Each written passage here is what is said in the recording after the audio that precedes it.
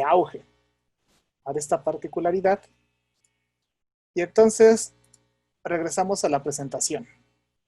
Entonces la mayoría se fue al que no podíamos pues practicar o aprender a nadar sin una alberca o este río.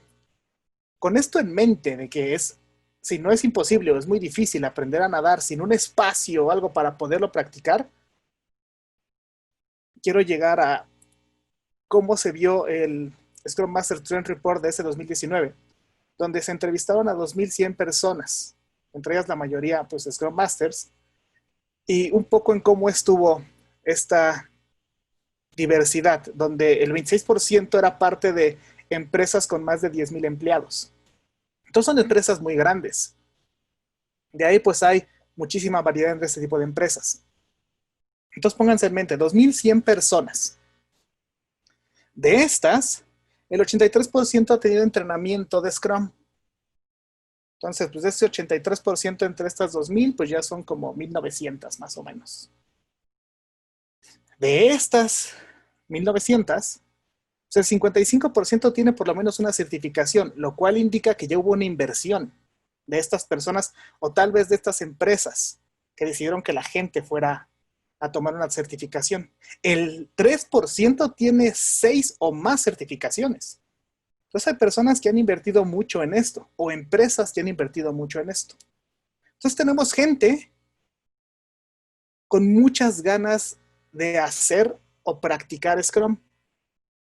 En este caso, haciendo símil a la pregunta que les hice, pues mucha gente que tiene ganas de nadar.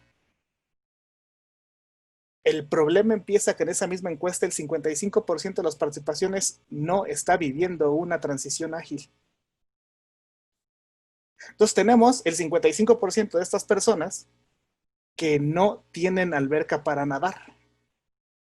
O por lo menos se les complica mucho el practicar la natación. Aterrizándolo a esto, pues el 55% de estas 2,100 personas pues no tienen lugar para practicar Scrum. O tal vez no hacerlo de la forma correcta.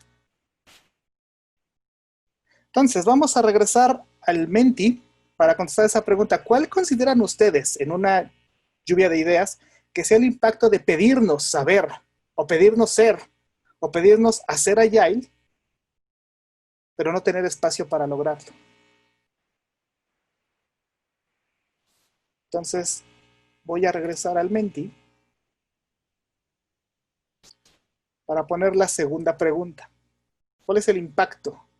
Y aquí sería con nubes. ¿Qué opinan? No hay ningún problema. Ya es nuestro día a día. ¿Se puede? De acuerdo a la pregunta que hicimos de la natación, pues tal vez no se pueda. ¿Qué opinan? Déjenme saber qué opinan.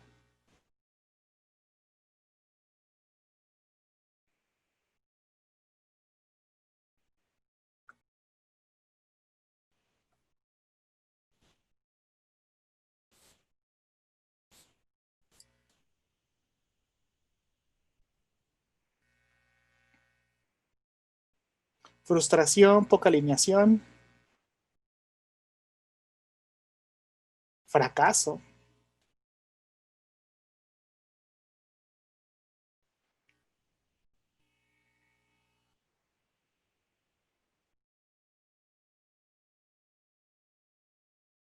Desmotivación, no hay sentido, esquizofrenia.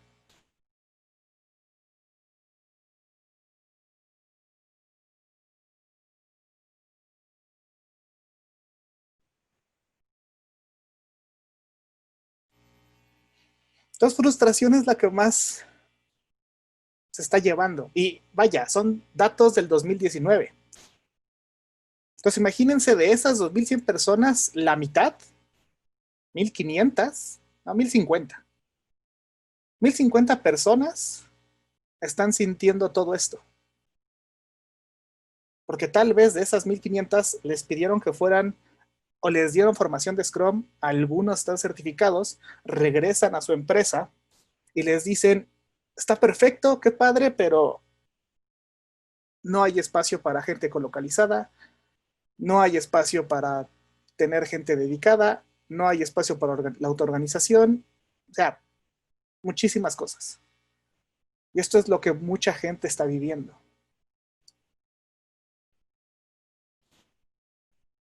De aquí, pues bueno, ahora, ¿cómo combatimos o tratamos de darle sentido a esto? Que justamente es por eso la pregunta, si nuestra organización está lista para esto. Y justamente ahorita de lo que preguntaba Marcelo y Giro, pues ¿qué es primero, ¿no? La cultura, los hábitos. Entonces tenemos la famosa frase de Peter Drucker donde la cultura se come la estrategia. Entonces son los valores que demostramos, cómo somos dentro de nuestra organización. Entonces, pues bueno, ya sabemos que cambiar la cultura es muy difícil y tal vez hay regresiones. Entonces, la cultura, pues vaya, forma parte de nosotros y pues normalmente dice, no cambies la cultura, cambia el sistema. ¿Ok? ¿Está bien? ¿Qué decía Deming? Tengo mis agentes de cambio, pero un mal sistema le va a ganar a esas personas. Y a lo mejor también se empiezan a frustrar porque no nos dan, nuestra cultura no nos permite hacer estos cambios, porque así se han hecho las cosas aquí. Tenemos actividades de rutina, cómo interactuamos y pues mucha burocracia. Entonces, híjole, si no tengo, por un lado la cultura es difícil, los hábitos o las prácticas, pues a veces al tener malas, pues nos empiezan a matar esta gente con ganas de cambiar, pues híjole, ¿qué puedo sacar? Y dicen que pues, ¿por qué estamos tratando de hacer este cambio? ¿No? Pues los famosos outcomes, los resultados. Pues hay que ver cómo nos medimos, ¿no? Cómo medimos esos resultados. Ah, pues llega Goldratt y nos dice, dime cómo me mides y te diré cómo me comportaré. Entonces, también tenemos que visualizar esto porque a lo mejor nuestras propias métricas es lo que está haciendo que nos comportemos de esta forma y es lo que le da sentido a nuestra cultura. Entonces, de la pregunta que hizo Marcelo y que platicó un poco con Giro, me gustó la respuesta, los tres. Entonces, aquí llega, ¿qué pasa si usamos los tres? Entonces, la cultura va a seguir los valores que proyectamos. Las prácticas siguen a esa cultura que nosotros vivimos. Y nuestros resultados van a seguir las prácticas. Entonces nos podemos apoyar de los tres. No solo enfocarnos en visualizar o entender dentro de nuestra organización cómo es su cultura. Ok, solo estamos viendo una arista. También necesitamos ver la arista de las prácticas. Nuestra organización está lista para adoptar estas nuevas prácticas. ¿Qué tan drásticos o cambios tan drásticos podemos hacer dentro de estas prácticas? ¿Y qué es lo que estamos midiendo? Horas hombre, cantidad de features entregados, incidencias en producción, retorno de inversión, satisfacción del cliente. Entonces tenemos que empezar a ver estas tres para empezar a darle forma a cómo está nuestra cultura, cómo están nuestras prácticas, qué estamos midiendo, para ver si nuestra organización o nuestra empresa está preparada para los cambios drásticos o pequeños de hacer algo. Si yo quiero poner algún marco de trabajo ágil, la cultura está preparada para esto, está preparada para prestar gente dedicada, está preparada para hacer prácticas como las famosas dailies, está preparada para empezar a medir retornos de inversión o a lo mejor puntos de historia. Entonces, tengo que empezar a visualizar estas tres perspectivas. Nosotros, como coaches de la organización, también tenemos que tener ciertos comportamientos porque si nuestra organización no está lista, tal vez sea complicado llegar a esos cambios de la organización. Entonces, muchas veces, a veces tomamos la perspectiva como de consultor y empezamos a generar un freno porque, como decía Giro, hay que respetar la historia que tienen previamente. una explicación basada en la identidad de esa misma empresa para explicar sus comportamientos. Porque somos, pues ahora sí que seres vivos, con sentimientos, sensaciones, y muchas veces respondemos más de esa perspectiva, más allá de la lógica. Entonces, aunque les llevemos métricas, datos de primer inicio, tal vez no sean muy bien recibidas. Entonces, por eso tenemos que primero ver que no seamos el más listo de la sala, no comportarnos de esa forma. Paciencia y empezar a hacer estas circunstancias para que más bien la propia empresa, el equipo, el middle management, todo esto empiecen a pedir estos cambios. Por eso es que lo primero es empezar como estamos ahorita. Antes de cambios estructurales, antes de contratar gente, antes de implantar algo, pues ver cómo estamos. Y para esta charla vamos a hacer más foco en la parte de validar la control organizacional y después ver qué estresa esa organización, crear un mecanismo de reflexión, promover actos de liderazgo y que esas acciones las decidan ellos. Nos vamos a enfocar en esa parte. Quiero hablar un poco también sobre esta característica que nos brinda el modelo madurez de Kanban, sobre la cultura, para poder empezar a visualizar y darnos un entendimiento de qué es lo que valora la cultura en ciertas perspectivas o ciertos contextos. Normalmente, lo más simple, lo más básico es nuestra supervivencia. Entonces, el nivel más básico, casi siempre lo que buscamos son los logros. Uno como persona, como ser vivo, pues lo que busca es este reconocimiento, esta saber que logré algo. Por eso al inicio es muy difícil el empezar a ver al equipo en conjunto. Y lo que la mayoría de veces vemos es que nos hablan de sus actividades, lo que ellos hacen, no tanto lo que hace el equipo o lo que entrega el equipo. Entonces al inicio es empezar a ver que si las personas del equipo, de la organización, se basan más bien en qué puedo lograr yo en mi dirección, en mi área, en mi equipo, aún estamos en un tema de un liderazgo individual. ¿Qué hay de esto para mí? Hay que empezar a trabajar con ellos para empezarlos a llevar un tema de equipos y empezar a cuestionarnos, ok, como organización, ¿quiénes somos? Como área, ¿quiénes somos? Como equipo, ¿quiénes somos? Para empezar a promover la colaboración y ver que en conjunto lo que hacemos es algo, a ciertos entregables, cierto valor, que ya con eso empezamos a brincar a la parte 3, perdón, para ver, ok, ¿por qué estamos juntos aquí? ¿Por qué estamos trabajando en conjunto, como equipo, como área, como organización? Empezar a visualizar que pues no lo hacemos pues solo por seguir trabajando. Lo que queremos es cierta satisfacción a este cliente y ahí empezamos a ver qué hacemos. Porque al inicio parece que lo único que hacemos son actividades entregables y gana el que haga más. Pero ok, en realidad ese cliente del cual pues por eso existen las organizaciones necesita todo esto que nosotros le brindamos, todo ese bombardeo de información, pues tenemos que empezar a ver el propósito.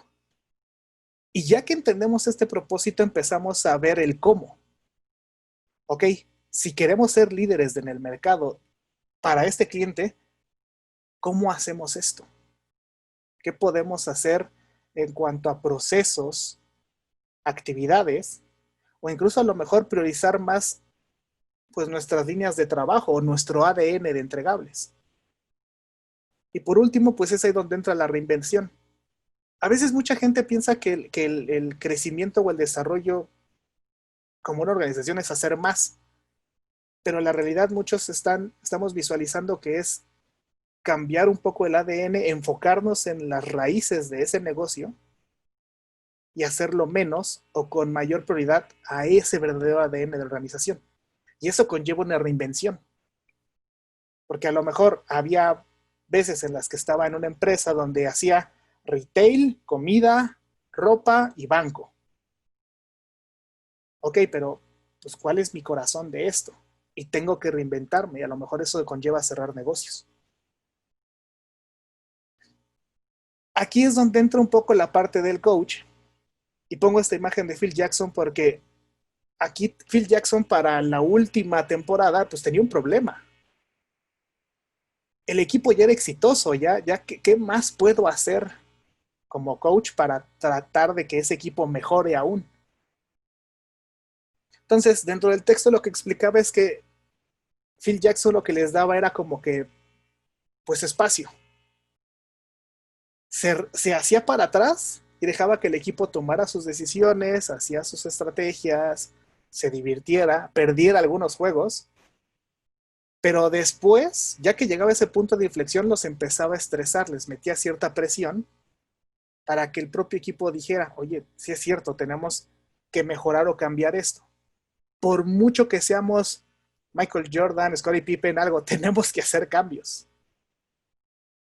Entonces, esto es muy particular porque nuestro rol como coaches, pues es más de esta perspectiva, más que llegar al principio y decirles, oigan, pues yo soy el coach con años de experiencia, siglos de experiencia, y hay que hacer esto. Híjole, ¿qué tan agresivo es ese mensaje para algunos o qué tan necesario es para otros? Entonces, por eso aquí es lo que decíamos, es ver antes cuál es la situación y con eso empezar a meter algo de estrés que ellos tienen para que empiecen ellos a pedir estos cambios. Entonces, dentro de la organización, los miedos o los estances más comunes que hay son estos, dependiendo el nivel. Para la gente de línea o los colaboradores de línea, su principal miedo a frustración es la sobrecarga. Todo urge, todo importa, todo es para mañana. Y el segundo es que parece que sus jefes los dirigen al fracaso, porque no entienden lo que hacen, les hacen pedidos o les hacen requerimientos o simplemente es, esto es más importante, termina ahora, y no entienden si en verdad lo que están diciendo es cierto o no. Entonces su sentimiento es, no tienen ni idea de lo que me está pidiendo y esto no va a funcionar, que yo sí sé porque yo vivo esto en nuestro día a día. Entonces siento que mi jefe, pues lo único que hace es dirigirme al fracaso. La gestión de media, pues justamente es hacia arriba, si yo llevo un problema o algo, me gritan. Entonces, no, el senior level siempre sobrereacciona, mejor guardo la información. Y la gente de línea o colaboradores pues, no cumplen sus promesas, siempre entregan tarde o siempre tengo que estarlos presionando, entonces no me entienden. Y el senior level es, pues vaya, los middle managers me mienten, no hay transparencia y los problemas se tardan mucho en llegar. Me avisan ya que esto se está quemando. Y su principal miedo pues es que el negocio falle. Entonces, con esto en mente, lo que tenemos que ver es justamente ese estresante de acuerdo al nivel en donde queremos entrar y que queremos observar. Entonces, por ejemplo, tenemos que ver un estresante, sobrecarga, presión, urgencia, mala planeación, malos resultados y crear un mecanismo de reflexión. Un tablero Canva nos puede servir, sacar el feedback de los clientes que a veces pues, está ahí guardadito, ignorado, estado de ánimo de la gente o ciertas métricas. Cómo nos estamos comportando de acuerdo a nuestras métricas. Ya que lo tenemos, justamente esto va a empezar a generar este estrés dentro del equipo. Oye, no nos estamos moviendo. Los clientes están hartos, están cansados. La gente también está muy quemada. Y nosotros, en lugar de ir mejorando, nos vamos tardando más en entregar. Ok, ¿qué hacemos? ¿Qué proponen? ¿Qué proponemos que se puede hacer? Que nos pueda solucionar esto. Entonces, en vez del que el cambio sea impuesto, es más bien preguntado. De aquí justamente llega, pues ok, ¿qué acciones son las que podemos hacer? Igual, tomando del modelo de madurez de Kanban, tenemos muchísimas prácticas que hacen muy buen vínculo de acuerdo a la situación organizacional en la que estemos. Ya platicamos un poco de qué ocurre al inicio en cuanto a lo que quiero yo es mejorar mis logros. Ok, entonces puedes hacer un Kanban personal que empiece a ver dónde tú te estás saturando, cuáles son tus actividades, cuáles son tus tareas y qué es lo que estás haciendo a diario. Después de que una o varias personas empiecen a tener su Kanban personal, van a salir estas famosas dependencias, incluso tal vez entre actividades, porque yo dependo de la persona 2 y la persona 3 depende de mí. Entonces, ok, ¿qué ocurre si se juntan? Porque en realidad no es que estén separados, es que pues son una red. Entonces, ¿qué tal que ahora juntamos los tableros y ponemos los nombres para ver cómo van interconectándose? Y entonces llegamos al Kanban de equipos. Y empezamos a ver esa interrelación, esas dependencias, esos tiempos. Oigan, pero ustedes en lugar de hacer actividades, pues en realidad son parte de un flujo de valor que hacen un entregable. ¿Cuáles estos entregables? ¿Cuál es su prioridad?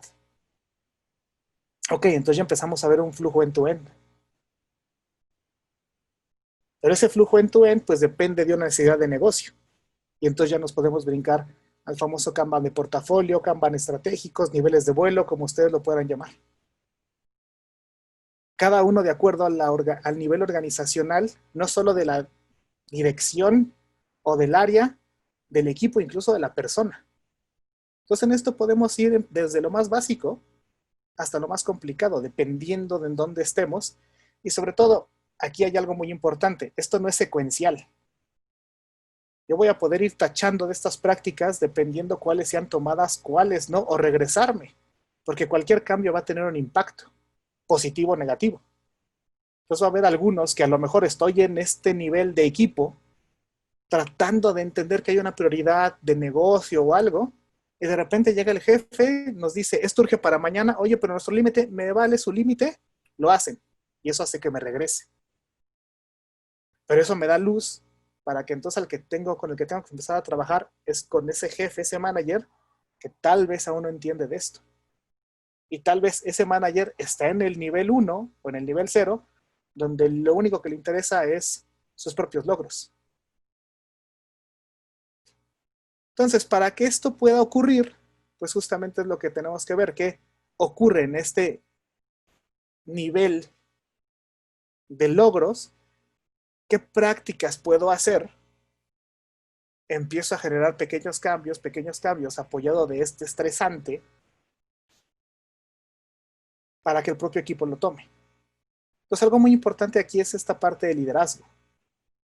Yo muestro algo que lo estrese al equipo, que lo ponga en jaque, ya sea que estén saturados de tareas, las métricas, el feedback, lo que vimos. Entonces, de esto, ¿qué cambios hacemos? Y es donde yo propongo una práctica, la toman, la viven cierto tiempo, y esto debería de mejorar ese estresor, esa visualización, ese tiempo, esa necesidad, esa satisfacción del cliente. Ok, nos funciona, ¿qué más hacemos? Y así, hasta que llegue al otro nivel de madurez organizacional, ya están pensando en un equipo. Ok, ese se vuelve otra vez el status quo y vuelvo a repetir. Ahora, les voy a hablar un poco de mi experiencia. ¿Qué me ha servido a mí? Hablar sobre métricas. La parte de las métricas reflejan muchos comportamientos que a veces los propios equipos no entienden.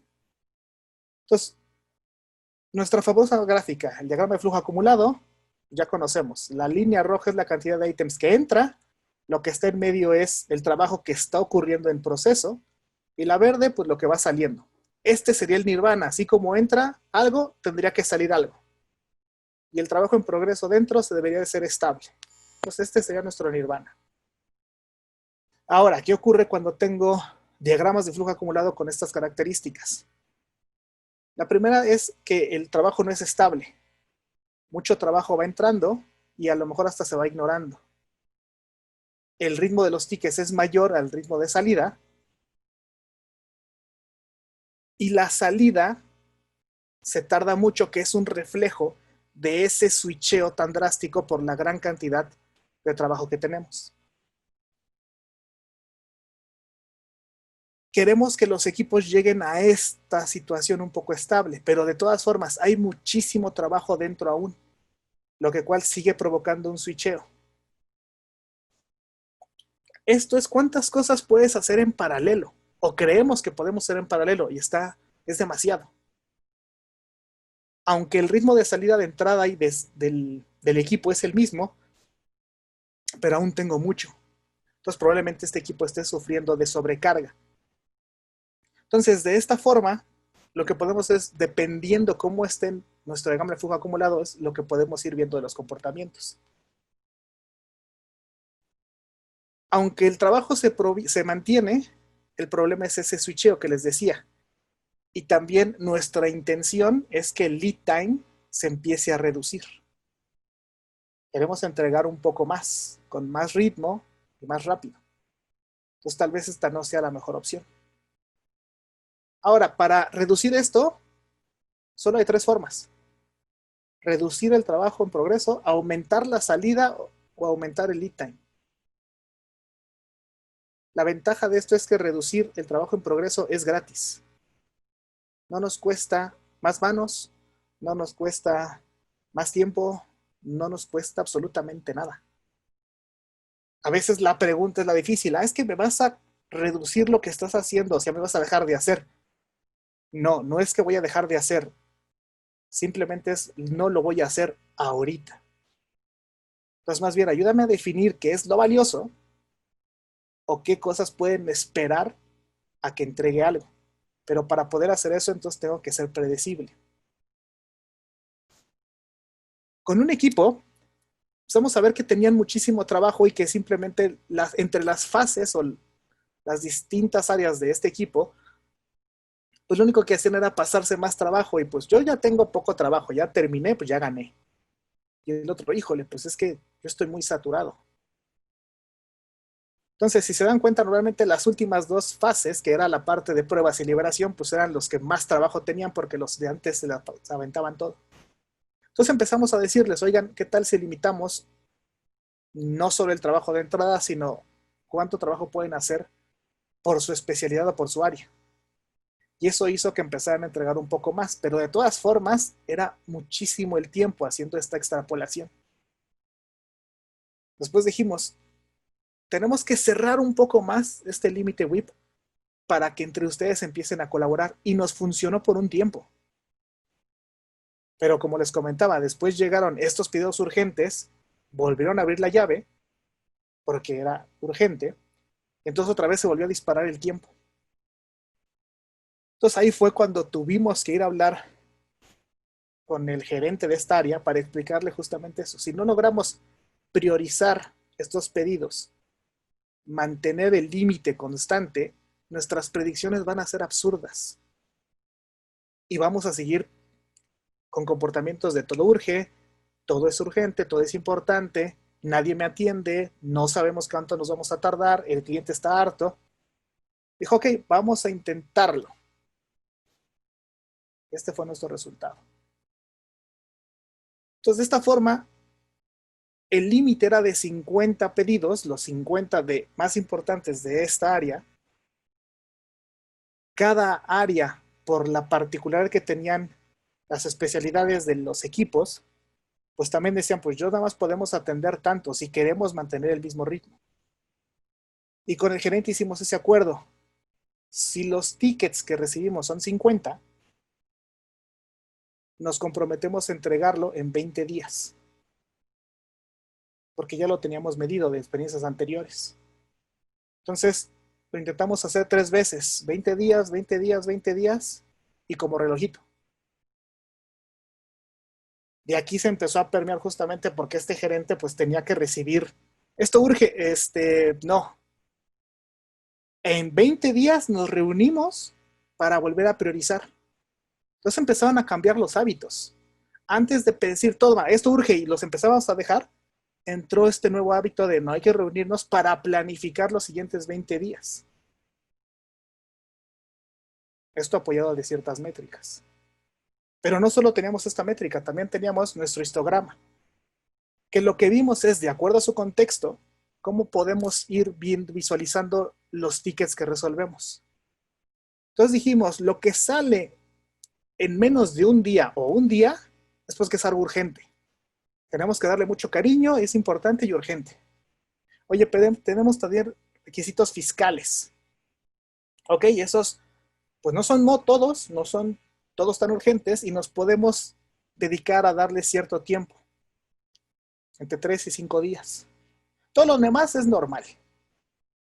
Pero pues también tenemos ahí unos pedidos que luego nos piden sin sentido o no sabemos qué es o nos hace falta información que se tardan más tiempo. Ok, pues esos los llamaremos intangibles. Entonces, pues bueno, yo lo que quiero es que el comportamiento del equipo sea este, tener pocas urgencias, un poco más de fechas fijas porque son estas cosas legales, muchos tickets normales, que es mi día a día, mi negocio normal, y pues los pedidos raros o los que no entiendo, pues que sean también los menos, e incluso los que puedo dejar, los que hay que se vayan haciendo viejos. ¿Qué pasa cuando vimos que el equipo se comportaba de esta forma? Casi 80, 90 tickets los entregaban en menos de 2 días. Después los otros pues eran con un poco más de tiempo. Lo normal en realidad pues no parecía que no tenían nada, pero por ahí el tiempo de distancia entre lo que hacían, casi 80 tickets, tenían algunos ahí que se tardaban 30 días. O sea, es 300 veces o 300% de tiempo de lo que normalmente se tarda. Entonces, cuando empezamos a revisar, o sea, es que hay tickets que se tardan mucho tiempo. Ok, empezamos a hacer zoom en cada uno de estos tickets y vimos que eran pedidos de la misma herramienta, misma incidencia, y ellos lo habían definido en cuanto a complejidad del mismo tipo. Entonces, ¿por qué por un ticket te tardas que tú definiste de la misma, del mismo sistema y la misma complejidad en 1, 2 días, 3 días? Y ese ticket muy similar o parecido te tardas casi 30 días. Y la respuesta es que alguien llega, me dice, oye, esto urge, lo empiezo a atender, llega otra persona y me dice, esto urge. Ah, ok, dejo el que estaba haciendo y tomo este otro. Entonces, los que se tardaban menos tiempo, irónicamente, eran los últimos en llegar a decirles esta urgía del día, que sí lograban terminar en esos 2 días y lo demás, pues ahí se iban haciendo viejitos. Entonces, es ahí justamente toda esta fila tan larga de tiempos, ¿por qué nos estamos tardando? Y el problema de eso, la propia urgencia los hacía que ignoraran ciertos tickets que no les explicaban que no eran urgentes, porque todos seguían pensando lo que era urgente. Entonces, hay que empezarnos a cuestionar en estos tickets, cuando tenemos este tipo de curvas, si de verdad todo es urgente. Y justamente eso es lo que va a empezar a ver, que estos son los hábitos que ya tienen, me arriesgo a decir que el 80% de los equipos. ¿Qué puedo hacer para empezarlos a reducir un poco la fila y que no todo urja, irme más a una campana de Gauss? Ahora, con la parte del histograma, podemos generar los mismos hábitos y esto con un poco más de historia para ver de qué fechas, cómo nos vamos comportando por urgencias o por retrasos. Entonces, con esto podemos ver es qué cosas son sencillas, qué tan seguido entrego cosas urgentes, lo normal si son cosas que no sabía que existían conforme empiezo a salir de este promedio. Y después también cuántos pedidos en realidad es lo que me deja a mí respirar, que yo me puedo dar el lujo de decir, esto no es urgente, me puedo tardar 3 meses. Ah, esto sí es urgente, esto lo tengo que priorizar antes. Y de esta forma la propia curva me puede dar también comportamientos del negocio. Cada trimestre hay liberaciones, entonces voy a sacar mucho, pero después empieza a bajar, entonces voy a tener esta curva hacia abajo. Igual empezamos a visualizar que el equipo tenía muchísimas cosas por entregar y lo hacía muy rápido. Su promedio de días era 9 de todos los entregables, pero tenía algunas cosas, recuerdan, eran casi 30 cosas. Entonces, ¿por qué parece que lo normal es muy urgente? Y sobre todo, no hay una curva como para decir, ah, son tantos días. No, todo urge rápido, rápido, rápido, rápido, rápido, rápido, rápido. Y eso provoca que algunos se vayan hasta arriba, 30 días. Y es porque no sabía que existían o porque las fui dejando porque estaba muy ocupado. Entonces, plantear estas preguntas de acuerdo a cómo nos estamos comportando. Hicimos la parte del WIP y la priorización y se empezaron a comportar así. Su promedio creció a 20 días. Tenían algunos entregables, sí, con el mismo tiempo, pero la mayoría empezó a subir porque ya vieron que no eran tan urgentes. Entonces empezaron a tener mayor tiempo para ellos, para poder planear mejor. Y se dieron cuenta, los que excedían de ese tiempo ya no eran tantos. El problema empezó a darnos cuenta de que algunos incrementaron el triple del tiempo que quedaban. Entonces, cuando empezamos a investigar eso era porque esos tickets que eran el triple, en los comportamientos anteriores eran los famosos urge. Oye, pero no tengo contexto, no me has dado esta información, te la voy a dar después, pero sácalo ya. Provocaban cambios, cambios, cambios porque no les daban la información completa. Como nos dedicamos ya a hacer esa reunión de ver qué tomábamos para poder trabajar de acuerdo a la priorización y ver si tenía lo suficientemente información para poder trabajar, no lo recibían o no se comprometían a hacerlo. Entonces el tiempo de espera de ese cliente parece que se infla, pero en realidad eran pedidos que no eran tan urgentes. Pero si se dan cuenta de esta otra gráfica a esta, son los menos. Entonces ya hubo cambios de comportamiento que podemos hacer tomando como reflexión o como muestra de reflexión nuestras métricas. Entonces, con esto que hemos platicado, con estos sistemas de reflexión o temas para poder reflexionar cómo nos estamos comportando, perdón, me voy a regresar al Menti para preguntarles si consideran con esto que vimos que su organización está lista para hacer pequeños cambios, aunque sea.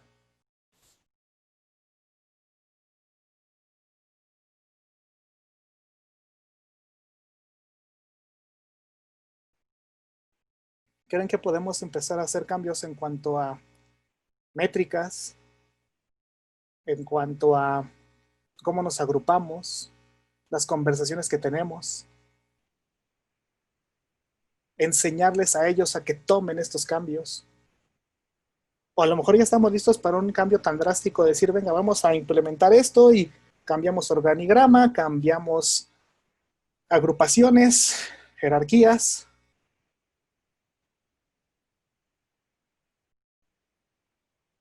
Pues más allá de ver si nuestra organización está viviendo una transformación allá, una transición digital o algo, pues vaya, lo primero es que preguntarnos esto y ver, híjole, pues a lo mejor ahorita nuestra intención de hacer esto es muy arriesgado, va a provocar muchos cambios.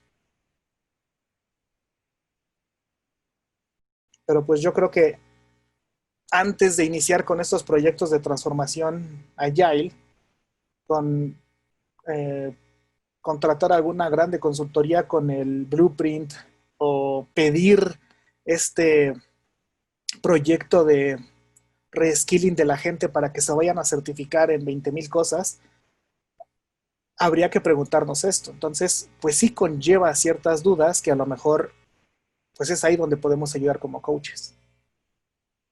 Hacer estas preguntas, esta revisión, este assessment, de ver cómo está la organización, cómo está la cultura, nuestras prácticas y nuestras métricas. Y nos empieza a dar un poco de luz para dónde vamos.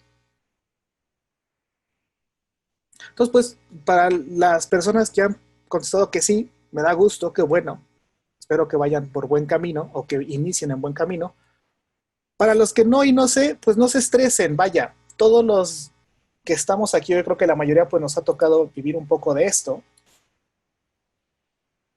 Algunos pues sí tendremos ciertas eh, heridas de guerra tal vez, pero para esto, cada cambio va a tener un efecto. Para los que ya están viviendo una transformación o para los que quieren hacer una transformación, es muy simple decirte que el cambio va a ser de A a B, por un cambio tradicional. Tienes el proceso actual, este es el planeado, rápido. En realidad va a ser muy lento. Vaya, en la empresa en la que estoy llevamos 6 años y seguimos sin poder decir, hey. Y cada cambio conlleva esta curva. Cada cambio ha sido alguno benéfico, alguno chin, ya nos echamos 2, 3 pasos para atrás. Entonces, por eso, mientras mayor sea el cambio, muy probablemente esa curva va a ser más complicada, más profunda. Entonces, por eso les digo, hay muchísimo tema de paciencia. Y vaya, eso es, podemos estar a otro tema aparte en cuanto a, pues la gente pide el cambio, esta transformación a la de ya, para cuándo, dame un plan de trabajo acotado, definido y con fecha fin. Y pues algo que también hay que darles coaching a ellos es que si lo hacemos, pues la verdad estaríamos cayendo en una mentira, porque la verdad no lo sabemos con certeza. ¿Qué podemos hacer para satisfacer eso? Es justamente regresar a las tres. Por cada cambio, cómo va nuestra práctica, cómo van nuestros outcomes, nuestras métricas, y cómo vemos la cultura, ya cambió. Entonces, esos pueden ser los resultados que podemos hacer en cada cambio, y eso sí los podemos hacer trimestralmente, mensualmente, como ustedes decidan. ¿Cuál es el fin? Ok, ponernos este horizonte. Queremos reducir, no sé, el lead time un 20%. Ok, ese es nuestro horizonte. ¿Qué prácticas podemos hacer para llegar a ese horizonte? ¿Qué cambios podemos hacer para llegar a ese horizonte? Entonces, recapitulando, seleccionar un estresante, algo que le doy a la organización de acuerdo a lo que observé, dependiendo el nivel organizacional en el que están, crear este mecanismo de reflexión, métricas, estado de ánimo, tablero Kanban, algo, promover estos actos de liderazgo para que ellos sean los que decidan. Solo hay que darles, mira, podemos hacer esto, esto, esto, ustedes decidan cuál les conviene, cuál les interesa de acuerdo a esta identidad. Tal vez sea un equipo de incidencias, a lo mejor si llegan y les dicen, oye, un equipo de vamos a hacer Scrum, pues a lo mejor no les gusta por ese hecho de que no es que Scrum es para desarrollo, entonces estás atacando su identidad.